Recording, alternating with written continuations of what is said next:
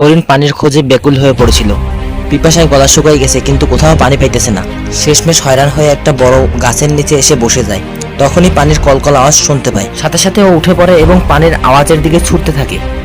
কিছু দূর যাওয়ার পরে সে একটা নদী দেখতে পায়। নদীকে দেখেই সে মনের সুখে দৌড়াতে দৌড়াতে নদীর পাড়ে যায়। কিন্তু যখনই পানি পান করবে তখন দেখতে পায় তার ডানে এক শিকারী তীর দিয়ে তাকে নিশানা করে নদীর পাড়ে দাঁড়িয়ে আছে।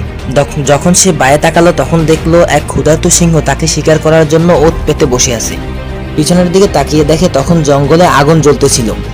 এখনো চারদিক থেকেই আটকা পড়ে যায়। সামনে নদী, ডানে শিকারী, বায়ে সিংহ, পিছনে আগুন। এমন সময় সে একটা বড় নিঃশ্বাস নেয় এবং মনে মনে বলে, এমনিই তো আমি মরতে চলেছি, সুতরাং যে কাজটি করতে এসেছি সে কাজটি করি।